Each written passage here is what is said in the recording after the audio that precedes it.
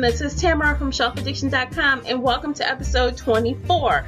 The title of this episode is Genre Love, but the genre we're talking about today is mystery and suspense. Sometimes thrillers are also lumped into this category group, depending on who you ask and what type of book it is. Sometimes they all are a mashup of these three genres. So I have some really fun suggestions for you, and I also have a few listener suggestions as well. If you'd like to get in on this conversation and give some feedback on my book recommendations, the listener book recommendations, or if you have your own, feel free to tweet at me at Shelf Addiction on Twitter. Before we start with my recommendations in this genre category, we are going to start with our listener suggestions. So we're going to listen to the first one that was left for me on speakpipe.com and check it out. Hello, Tamara. This is Brenda from Michigan. I just finished reading The Cold, Cold Sea by Linda Huber for my book club. And I would actually recommend that for the suspense category. A baby went missing, and it was rather suspenseful up to the end. So I actually would recommend that. So there's my recommendation for this month. Thank you, and I enjoyed the podcast.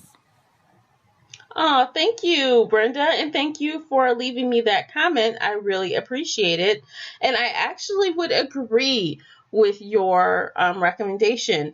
The Cold, Cold Sea is something I read recently as well, and I gotta tell you that it definitely was suspenseful, and it definitely this is not a mystery because we kind of know really what happened, but it's definitely suspenseful. And it definitely, gets your blood boiling at certain points, and it's a really good read. I recommend it. I'm going to hold off on, telling everyone about the book, but definitely this is worth checking out, and it was a great suggestion. Thank you, Brenda. I've got one more recommendation here, so let's take a listen.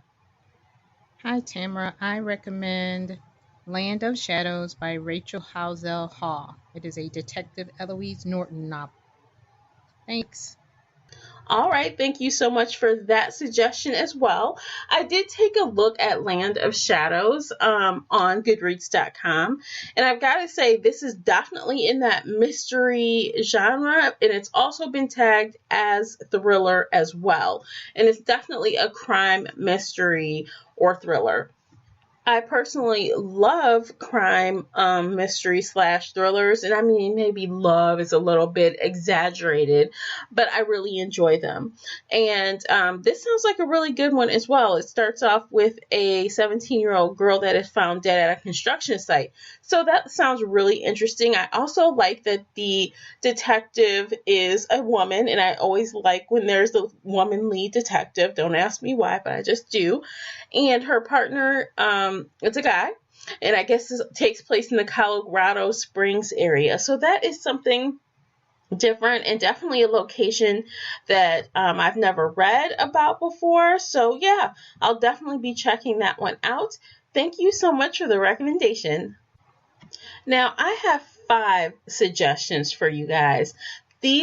All 5 of these books, I rated 5 stars on Goodreads.com. All of them are reviewed on my blog. Actually, the 5th one, I think I rated a 4. But it was spectacular. These are in no particular order. So we're just going to start with the first one on my list. The first title is The Good Girl by Mary Kubica, and that is Kubick is the last name. This is a mystery title, and it definitely kind of seems like a thriller at times, but I think mystery is the leading genre here. It follows Mia Dennett as it follows her story, really. She disappears one night. She has been abducted, and this guy takes her to a secluded cabin in rural Minnesota, of all places, and I guess he's trying to hide her. And so as we go through this story, all kinds of secrets come tumbling out of the closet. And it's definitely got an ending with a twist that you really don't exactly see coming. I actually read this, I feel like maybe it was 2 years ago now. And it was actually a book club read. And everyone just had lots of discussion on this. Now, I read this, but I also know that some people listen to this on audiobook and they enjoyed the audiobook as well. So definitely check out The Good Girl by Mary Kubica. She actually has several books out right now, so you might want to, if you like that one, definitely check out her other titles as well. Next up is an oldie but goodie. And I say oldie, but really it's not really that old. It was published in 2012, but everyone and their mother read it, especially after a movie was made about it. And you know what? That adaptation was one of the best adaptations I'd seen in a long time. And if you don't know what book I'm talking about, I'll give you a clue. Amy Dunn. Now, if you don't know what book I'm talking about, you need to, pull yourself from up under that rock and figure out what I'm talking about. I'm talking about Gone Girl by Gillian Flynn. This is definitely a mystery. I guess it's a crime subgenre in the mystery section. Some people have tagged this as a thriller, and it's definitely a very interesting and telling story of the breakdown of a marriage and what happens when one half of that marriage goes missing. It's told from a very unique dual point of view type of way. One, we get to read from Nick's point of view, the husband, and we get to read from Amy's point of view, who is the missing party. Now, again, there was a movie, and the movie was very good. If you haven't seen the movie, don't watch it until you've read the book. The book was fabulous. Now, I hate to say this, but I've read several books from Gillian Flynn after that, and none of them hit home like Gone Girl did. And, I was kind of hoping that she could do it again, but in my personal opinion, she couldn't quite pull it off. So while I do wholeheartedly recommend Gone Girl, I would give it a thought or two before you spend any more time reading more of her books. Before I jump into the last couple on my list, let me fill you in. It's time for the blog rundown. Find out what's new on shelfaddiction.com. All right, guys, new up on shelfaddiction.com. I have a couple things going on. Number one, I have started a PCS post every Sunday.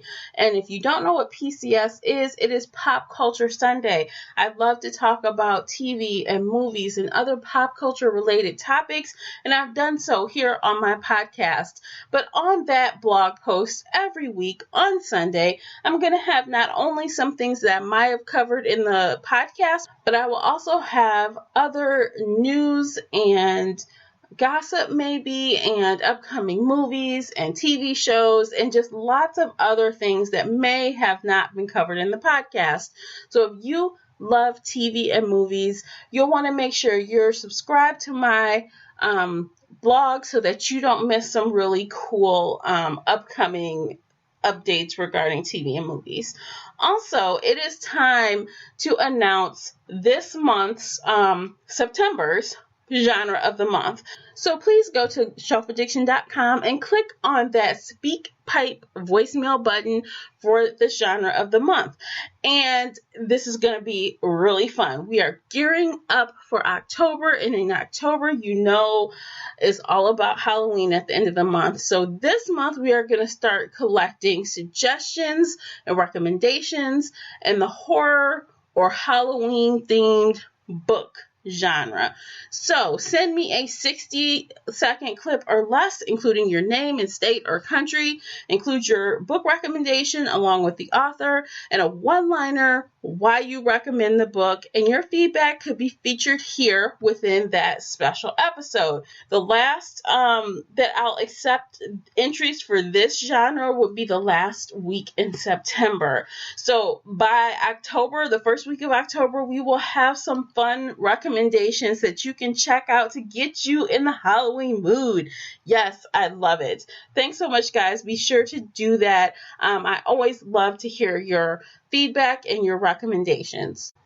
So next up on my recommended list in the mystery suspense genre would be Big Little Lies by Liane Moriarty. I seriously love this author. I've read a lot of books by her, I think maybe 4. I guess that qualifies as a lot. And Big Little Lies was one of the books that really stuck with me.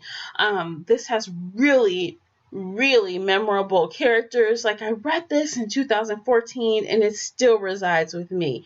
Like, the ending, I mean, it's nail biting, it's definitely suspenseful, and there's a mystery to figure out what happens. At the very beginning of the book, someone dies, but we don't know who dies into the end, and we don't know how we got to that point into the end. And it's all about, I guess, 3 women who kind of have children in the same kindergarten class, and it's crazy to see how adults act when, parents of kindergartners acting a fool, all this craziness going on. It's really good. So the whole time you're trying to figure out who was killed, how, why, when, it's really good. Some people have tagged this as also chick lit. I don't know about that. It's definitely a mystery. It's definitely suspenseful, and I recommend it. It was a very good read. So, and also what's interesting about this is it takes place in Australia. Moriarty is an Australian author, so if you want to read something in a different country or, just a different environment than you're used to, then definitely give this one a try. Next up is a book that my book club also read, and it shocked me how much I liked this book. Like, at first glance, the cover art's nice, the description is interesting, but I wasn't sure if I would like it, and I seriously loved it. And that book is Luckiest Girl Alive by Jessica Knoll. I might have mentioned this in another podcast previously. I don't really remember when exactly, but this book came out last year, and it's all about Annie, a teenager. Well, it's told from the adult point of view, but it's in flashbacks. She goes to a prestigious high school, and some crazy, humiliating, scary things happen to her in high school. And that's her secret to bear. She doesn't, as an adult, she has remade herself. But when we find out what happens to her in high school, it's very shocking. It's definitely a mystery because, we don't really know until toward the end what that event was that ultimately changed the course of her life. And it's also tagged as a thriller. And I would definitely say it's a thriller-worthy book. There is a lot of twists that you don't necessarily see coming, and it's told in a different, fresh kind of way. Like, her whole life is a lie, and when you find out why, for someone that you instantly don't like, you respect her because of what she's been through, and that's really unique. And I like reading books like that, so I definitely recommend Luckiest Girl Alive. Now, my final book on my recommendation list for this genre is actually a series. It's the beginning of a series, and it is My Sister's Grave by Robert Dugoni. This is the first book in the Tracy Cross White series. This is definitely a mystery.